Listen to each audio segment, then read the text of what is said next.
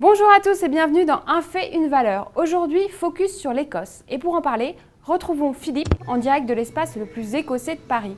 Philippe, bonjour. Bonjour Chloé. Alors Philippe, quelques jours après l'échéance, certains Écossais accusent toujours le coup. Et non, et il ne s'agit pas là d'un résultat sportif, il s'agit bien du référendum qui a eu lieu le 18 septembre et qui a agité les opinions publiques, que ce soit bien sûr en Écosse, en Angleterre, dans tout le Royaume-Uni et on peut dire dans toute l'Europe. Et finalement, c'est le non qui l'emporte. Et c'est ce qui a d'ailleurs fait ronronner Elisabeth II, selon les dires de Cameron, puisque l'Écosse reste attachée au Royaume-Uni. Au total, le non l'emporte à plus de 55% des suffrages, contre moins de 45% pour le oui. Le scrutin a obtenu un taux de participation record, avec près de 85% des votants qui se sont présentés aux urnes. Il faut dire que l'enjeu était de taille et que les Écossais étaient très mobilisés. Après 700 ans de mariage avec l'Angleterre, les partisans du divorce étaient nombreux. Dans les faits, depuis le Scotland Act, l'Écosse est la plus autonome des provinces britanniques.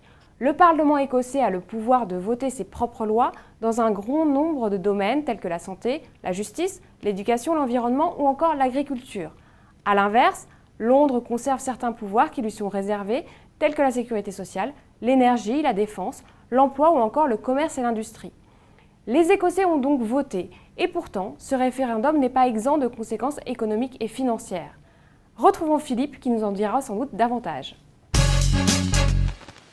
Alors Philippe, les partisans du oui ont fait valoir des arguments culturels, mais pas seulement, ils ont également fait valoir des arguments économiques. Oui, alors on va resituer vite fait l'Écosse. C'est un petit pays peu peuplé, 5 millions d'habitants, mais un pays riche. On va faire une petite comparaison avec le reste du Royaume-Uni. Le PIB par habitant et par an écossais est de 31 130 €, alors qu'il n'est que, entre guillemets, de 26 340 pour le reste du Royaume-Uni.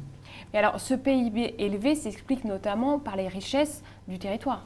Là aussi, l'Écosse se distingue du reste du Royaume-Uni. 90% de la production des hydrocarbures se situe dans les eaux territoriales écossaises. C'est vous dire, en plus, c'est un pays très innovateur.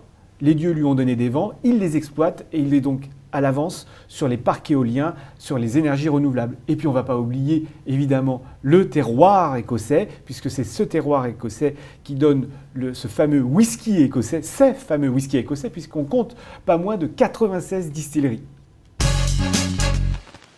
En bourse, les indicateurs ont également fortement réagi à la possibilité d'une scission entre l'Angleterre et son voisin écossais. Sur les marchés financiers, on a d'ailleurs repéré deux phases.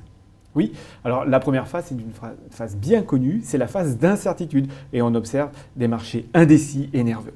Alors dans un deuxième temps, on s'est rendu compte que les marchés financiers anticipaient largement une victoire du non, puisque le jour du référendum, jeudi 18 septembre, tous les marchés européens étaient orientés à la hausse.